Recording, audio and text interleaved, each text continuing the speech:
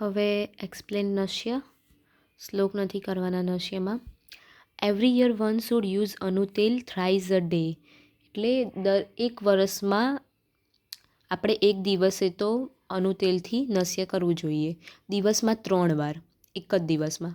તો ક્યારે? તો કે ઇન પ્રાવૃત ઋતુ એટલે કે રેની સિઝનમાં, Sharad and Vasant only when the sky is free from cloud. જ્યારે વાદળો કેવું છાયેલું ના હોય ત્યારે. કઈ કઈ ઋતુ કીધું? રેની સિઝન, શરદ અને વસંત. અને દિવસમાં 3 વાર, થ્રાઇસ અ ડે. હવે નસ્ય થેરાપીના એડવાન્ટેજ શું છે, બેનિફિટ શું છે? તો કે ન ઉપહન્યંતે ચક્ષુ ઘ્રાણ એન્ડ સ્ત્રોત. એટલે કે his eyes, nose and ears are not affected by any disease. એટલે એની આંખ, નાક અને કાન કોઈ ડિસીઝથી સફર ના કરે અગર જો એ નશ્ય કરતું હોય તો. પછી કેશ અને મશરૂ do not turn into white or grey. જલ્દી ગ્રે ના થઈ જાય, વ્હાઇટ ના થઈ જાય દાઢી અને વાળ. પછી ન કેશ પ્રમુચ્યતે એટલે હેરફોલ ના થાય, ગુડ હેર ગ્રોથ સારું થાય. પછી સ્ટીફનેસ ઓફ નેક ના થાય, હેડેક ના થાય. પછી ફેશિયલ પેરાલિસિસ ના થાય, સ્ટીફનેસ ઇન જો ના થાય, માઇગ્રેન ના થાય, ટ્રીમર્સ ઓફ ધ હેડ. બધા જે કોમન ડિસીઝ છે એ બધા ના થાય અગર જો નશ્ય કરીએ તો. Being nourish by inhalation, shira, kapala, sandhi, snayu and kandara of head and neck gain great strength. આ બધાને સ્ટ્રેન્થ સારી મળે છે. પછી ફેસ નરીશવાળો હોય છે, વોઇસ ક્લિયર બને છે. એ એના બેનિફિટ્સ થયા. હવે એવું કીધું કે અનુતેલથી આપણે નશ્ય કરવું જોઈએ. તો અનુતેલ કેમનું બનશે? તો કે ચંદન, અગુરુ, પત્ર, એલા, બિલ્વ, ઉત્પલ, વન્ય, મુસ્તા, ત્વક, કૃષ્ણપર્ણી, સતાવરી, બૃહતિ એટસેટ્રા ડ્રગ્સ. જે ડ્રગ્સ યાદ રહે રાખવાના. હવે ડ્રગ્સને લેવાના, એને 100 પાર્ટ્સ અંતરિક્ષ જલ, રેન વોટર લેવાનું અને એમાં તેલ એડ કરીને બોઇલ કરવાનું. ક્યાં સુધી? તો કે રિડ્યુસ 1/10 પાર્ટ રિડ્યુસ કરી દેવાનો. The oil should be boil in that decoction for 10 times. આવું 10 વાર કરવાનું, બરાબર.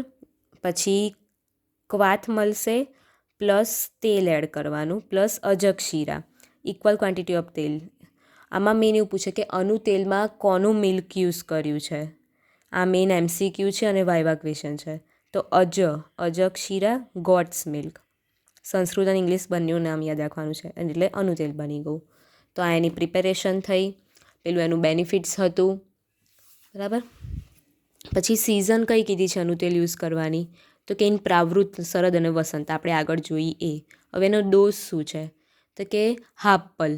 1 પલ એટલે 48 ml. એટલે હાફ પલ એટલે 24 ml થયું. 24 અવર્સનો ડોઝ છે. પછી પ્રોસિજર, ડ્યુરેશન એન્ડ યુઝિસ. તો after head massage with oil and sweating therapy. કોના પછી કરવાનું? તો પહેલાં અભ્યંગ હેડ મસાજ કરી દેવાનું, સ્વેટિંગ થેરાપી કરાવી દેવાની, પછી નશ્ય કરવાનું. Anu taila is to be administered into the nostril. Anu taila જે છે એ નોસ્ટ્રીલમાં એડમિનિસ્ટ્રેટ એટલે નાખવાનું. પછી with the help of cotton swab, રૂની મદદથી નાખવાનું. ઓન ઓલ્ટરનેટ ડેઝે કરવાનું. Thrice daily for 7 days.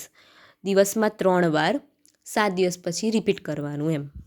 હવે એનો યુઝ શું છે? તો યુઝફુલ ફોર એલિવિએટિંગ ઓલ ધ 3 દોસાસ.